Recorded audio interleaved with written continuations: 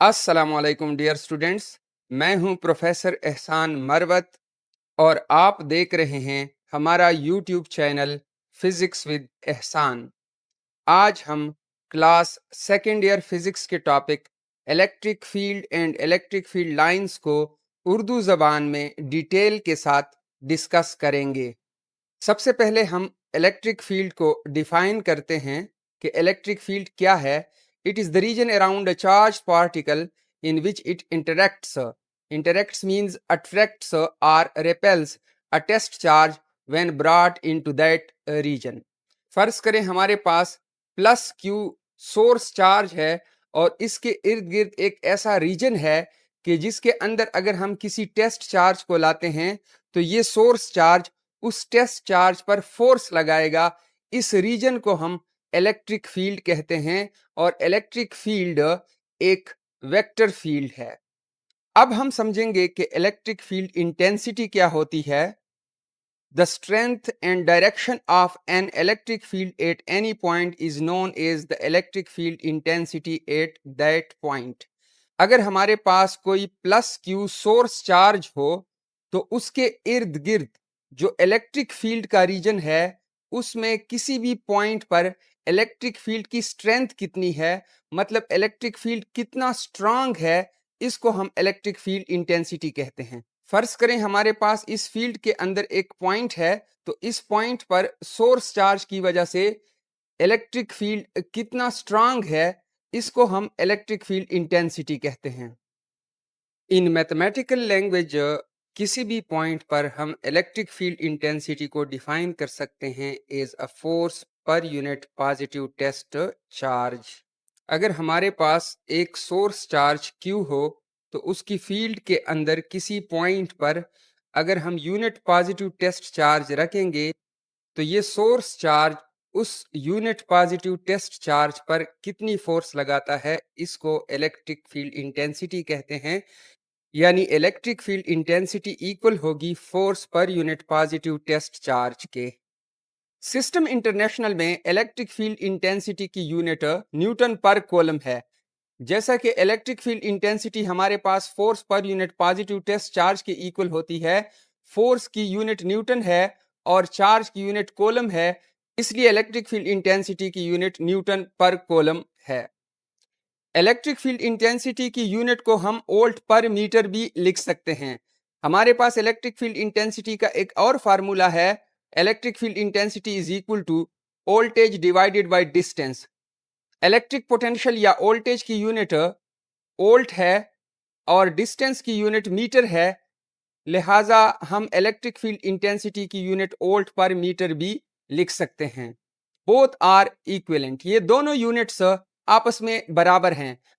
अगर हम electric field intensity की यूनिट न्यूटन पर कूलम लें और इसको मीटर से मल्टीप्लाई और डिवाइड कर दें तो हमारे पास न्यूटन मीटर जोल के बराबर होगा और जोल पर कूलम हमारे पास वोल्ट के बराबर है, लिहाजा न्यूटन पर कूलम वोल्ट पर मीटर के बराबर है।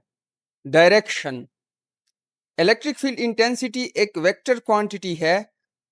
इलेक्ट्रिक फील्ड इंटेंसिटी की डायरेक्शन उस तरफ होती है जिस डायरेक्शन में पॉजिटिव टेस्ट चार्ज पर फोर्स लग रही हो, अगर उसको इलेक्ट्रिक फील्ड के अंदर किसी पॉइंट पर रखा जाए। हमारे पास अगर कोई प्लस क्यू सोर्स चार्ज हो और उसकी फील्ड के अंदर किसी पॉइंट पर पॉजिटिव टेस्ट चार्ज पड़ा हो तो ये सोर्स चार्ज इस टेस्ट चार्ज को रिपेल करेगा, लिहाजा यहां पर इलेक्ट्रिक फील्ड इंटेंसिटी की direction outward of the source charge होगी।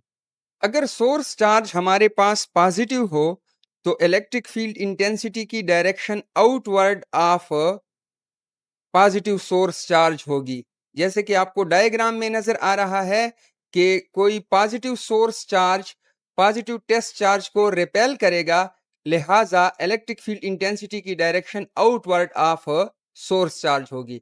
लेकिन अगर हमारे पास सोर्स चार्ज नेगेटिव हो तो फिर ऐसी सूरत में वो पॉजिटिव टेस्ट चार्ज को अट्रैक्ट करेगा और इलेक्ट्रिक फील्ड इंटेंसिटी की direction inward to the negative source charge होगी, जैसे कि आपको डायग्राम में नजर आ रहा है। Difference between source charge and test charge. आप सबसे पहले ये समझ लें कि सोर्स चार्ज और टेस्ट चार्ज में फर्क क्या होता है। सोर्स चार्ज वो चार्ज होता है जो इलेक्ट्रिक फील्ड को पैदा करता है, और ये पॉजिटिव भी हो सकता है और नेगेटिव भी हो सकता है। यानी जिस चार्ज की वजह से इलेक्ट्रिक फील्ड मौजूद होती है, उस चार्ज को सोर्स चार्ज कहा जाता है। जबकि टेस्ट चार्ज वो चार्ज होता है जिसे हम सोर्स चार्ज की इलेक्ट्रिक फील्ड को डिटेक्ट या मेजर करने के लिए इस्तेमाल करते हैं। इसको कन्वेंशनली हम पॉजिटिव लेते हैं, और इसकी मैग्नीट्यूड बहुत स्मॉल होती है, ताकि इसकी अपनी इलेक्ट्रिक फील्ड निग्लिजिबली स्मॉल हो। Electric field intensity due to a point charge, यानी पॉइंट चार्ज की वजह से इलेक्ट्रिक फील्ड इंटेंसिटी का फार्मूला क्या होगा। जैसे कि बाय डेफिनेशन हम जानते हैं कि इलेक्ट्रिक फील्ड इंटेंसिटी फोर्स पर यूनिट पॉजिटिव टेस्ट चार्ज के इक्वल होती है, और ये फोर्स जो है इसकी वैल्यू हमें कूलम लॉ से हासिल होगी।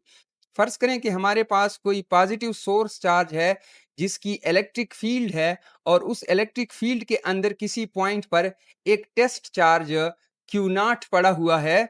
इन दोनों चार्जेस के दरमियान डिस्टेंस लेट सपोज आर के बराबर है। तो इन दो चार्जेस के दरमियान जो कूलम फोर्स होगी उसका फार्मूला होगा F इज इक्वल टू के q naught divided by are square. अगर फोर्स की ये वैल्यू मैं यहाँ पर इलेक्ट्रिक फील्ड इंटेंसिटी की डिफिनीशन में पुट कर लूं, तो यहाँ क्यू नॉट और क्यू नॉट आपस में कैंसिल हो जाएंगे, और हमारे पास एक्सप्रेशन बन जाएगी electric field intensity is equal to के Q divided by are square. चूंकि हमारे पास इलेक्ट्रिक फील्ड इंटेंसिटी एक वेक्टर क्वांटिटी है, लिहाजा हम इसको वेक्टर क्वांटिटी में लिखेंगे। इस ई के ऊपर एरो का निशान लगाएंगे तो ये वेक्टर बन जाएगा, और राइट साइड पर k Q divided by are square ये मैग्नीट्यूड को शो करता है। लिहाजा इसको डायरेक्शन देने के लिए इसके साथ यूनिट वेक्टर को मल्टीप्लाई करेंगे। अब जैसे कि ये सोर्स चार्ज इस टेस्ट चार्ज को रिपेल करेगा, यानी इस पर फील्ड के आउटवर्ड फोर्स लगाएगा, इसी डायरेक्शन में इलेक्ट्रिक फील्ड इंटेंसिटी होगी। अब ये जो इलेक्ट्रिक फील्ड इंटेंसिटी की डायरेक्शन है, ये along this r displacement vector है। आर वेक्टर जो है उसकी डायरेक्शन को हम आर यूनिट वेक्टर से शो करते हैं। लिहाजा इलेक्ट्रिक फील्ड इंटेंसिटी की वही डायरेक्शन होगी जिस डायरेक्शन में आर यूनिट वेक्टर है। आपको डायग्राम से वाज़ेह तौर पर नजर आ रहा है। लिहाजा हम इलेक्ट्रिक फील्ड इंटेंसिटी को वेक्टर फॉर्म में इस तरह लिख सकते हैं, E इज इक्वल टू के Q divided by are square into r unit vector.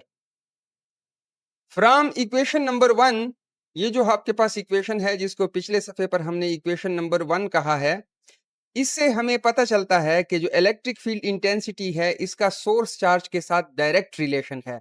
मतलब electric field intensity test charge पर डिपेंड नहीं करती, बल्कि सोर्स चार्ज की मैग्नीट्यूड पर डिपेंड करती है। Electric field intensity due to a point charge depends directly on the magnitude of source charge, not on the test charge. Electric field intensity varies inversely with the square of distance from source charge. यानी उस point का जिस पे हमने test charge रखा है उसका source charge के साथ जो डिस्टेंस है उसके स्क्वायर के साथ इनवर्सली वेरी करती है। यानी electric field intensity due to a point charge inverse square law को ओबे करती है। अब हम डिस्कस करेंगे कि इलेक्ट्रिक फील्ड को किस तरीके से रिप्रेजेंट किया जाता है, या हम इलेक्ट्रिक फील्ड लाइंस का टाइटल भी इस टॉपिक को दे सकते हैं। Electric field is represented by imaginary lines called electric field lines. यानी इलेक्ट्रिक फील्ड को हम तसव्वुराती लाइनों से रिप्रेजेंट करते हैं। मतलब हकीकत वहां पर ऐसे लाइन जैसी कोई चीज होती नहीं है, लेकिन हम तसव्वुर करते हैं कि यहाँ पर लाइंस है, और उन लाइंस को इलेक्ट्रिक फील्ड लाइंस कहा जाता है। Electric field lines show path followed by a unit positive test charge in the field of source charge। मतलब ये है कि अगर सोर्स चार्ज की फील्ड में हम किसी टेस्ट चार्ज को रखते हैं, तो सोर्स चार्ज उस पर जिस डायरेक्शन में फोर्स लगाकर उसको मोशन पे मजबूर करता है, इलेक्ट्रिक फील्ड लाइंस उस पाथ को शो करती है जिस पाथ पे unit positive test charge move करेगा या उस पर फोर्स लगेगी जब उसको हम सोर्स चार्ज की फील्ड में रखेंगे। Electric field lines have the following properties. Number 1, start from positive charge, यानी electric field lines positive charge से ओरिजिनेट होती हैं या स्टार्ट होती हैं। जैसे कि आपको डायग्राम में नजर आ रहा है, यहां पर हमारे पास एक पॉजिटिव सोर्स चार्ज है और इलेक्ट्रिक फील्ड लाइंस इस सोर्स चार्ज से रेडियली आउटवर्ड जा रही हैं। Number 2, and on negative charge, अगर सोर्स चार्ज हमारे पास नेगेटिव हो तो इलेक्ट्रिक फील्ड लाइंस बाहर से आकर उस नेगेटिव चार्ज पे टर्मिनेट या खत्म होती हैं, जैसे कि आपको डायग्राम में नजर आ रहा है। तीसरी प्रॉपर्टी उसकी यह है कि close lines mean stronger field, यानी जहां पर इलेक्ट्रिक फील्ड लाइंस एक दूसरे के करीब होंगी वहां पर इलेक्ट्रिक फील्ड स्ट्रांग होगी। फर्ज करें हमारे पास ये एक सोर्स चार्ज है और उसकी इलेक्ट्रिक फील्ड को इलेक्ट्रिक फील्ड लाइन से जाहिर किया गया है, तो लेट सपोज ये जो हमारे पास रीजन है, इस रीजन में फील्ड स्ट्रांग होगी क्योंकि यहाँ पर लाइंस जो हैं एक दूसरे के करीब हैं, तो यहाँ स्ट्रांगर फील्ड होगी। जबकि अगर आप इस पॉइंट को देखें तो यहाँ पर रिलेटिवली वीकर फील्ड होगी क्योंकि यहाँ पर ये इलेक्ट्रिक फील्ड लाइंस एक दूसरे से दूर हो गई हैं। Number 4, never intersect, electric field lines कभी भी एक दूसरे को इंटरसेक्ट नहीं करेंगी। आप डायग्राम में देख सकते हैं कि दो पॉजिटिव सोर्स चार्जेस हैं Q1 और Q2 और इनसे इलेक्ट्रिक फील्ड लाइंस आउटवर्ड जा रही हैं, लेकिन ये लाइंस एक दूसरे को रिपेल करती हैं और ये बेंड हो जाती हैं, ये एक दूसरे को इंटरसेक्ट नहीं करती। ये एक दूसरे को इंटरसेक्ट क्यों नहीं कर सकती? इस बात को समझने के लिए एक हम फर्जी एग्जांपल लेते हैं कि फर्ज करें हमारे पास एक Q1 सोर्स चार्ज है और एक Q2 सोर्स चार्ज है। इन दोनों चार्जेस से electric field lines radially outward जा रही हैं और वो इस पॉइंट पर एक दूसरे को इंटरसेक्ट फर्ज करें अगर कर लें तो क्या होगा? तो इस पॉइंट पे, जिस पॉइंट पे इन्होंने एक दूसरे को इंटरसेक्ट किया है, ये आपको डायग्राम में पॉइंट ऑफ इंटरसेक्शन नजर आ रहा है। सो इस पॉइंट पर इलेक्ट्रिक फील्ड इंटेंसिटी की, यानी सिंगल पॉइंट पर जो पॉइंट ऑफ इंटरसेक्शन है उस पर इलेक्ट्रिक फील्ड की दो डिफरेंट डायरेक्शंस होंगी और ये फिजिकली मुमकिन नहीं है कि एक सिंगल पॉइंट पर इलेक्ट्रिक फील्ड की दो डिफरेंट डायरेक्शंस हों, लिहाजा इस तरह मुमकिन नहीं है।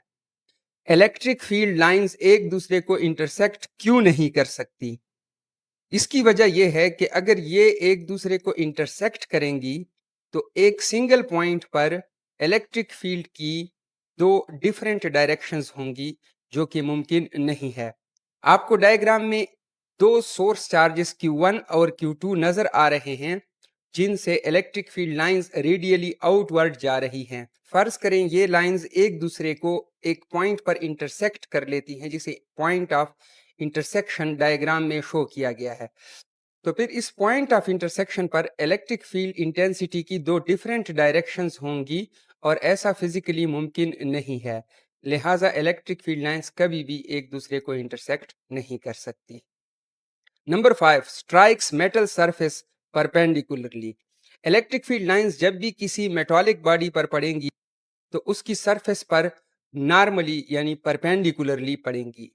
आप डायग्राम में देख सकते हैं कि ये हमारे पास एक मेटल प्लेट है और ये कंडक्टर है, लिहाजा इसके अंदर फ्री इलेक्ट्रॉन्स हैं। ऊपर एक सोर्स चार्ज पड़ा हुआ है जिससे electric field lines radially outward जा रही हैं।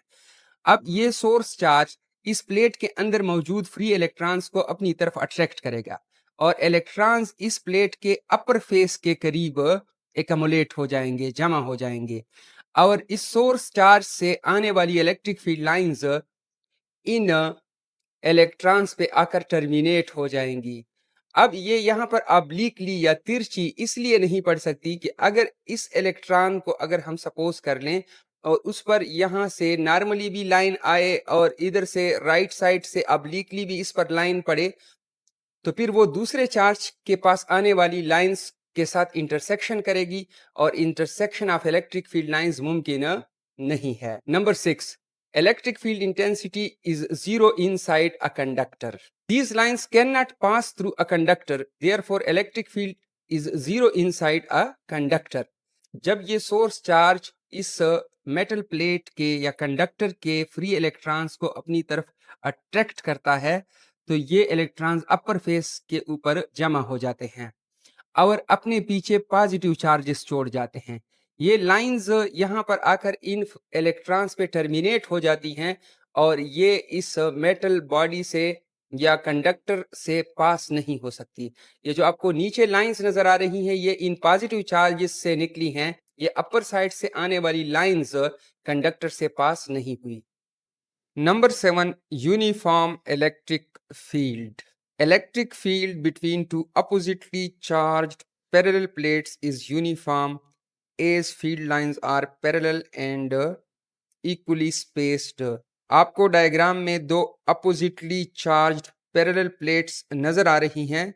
लेफ्ट साइड वाली प्लेट पॉजिटिवली चार्ज्ड है और राइट साइड वाली प्लेट नेगेटिवली चार्ज्ड है। पॉजिटिव चार्जेस से इलेक्ट्रिक फील्ड लाइंस स्टार्ट होकर नेगेटिव चार्ज की तरफ फ्लो कर रही हैं।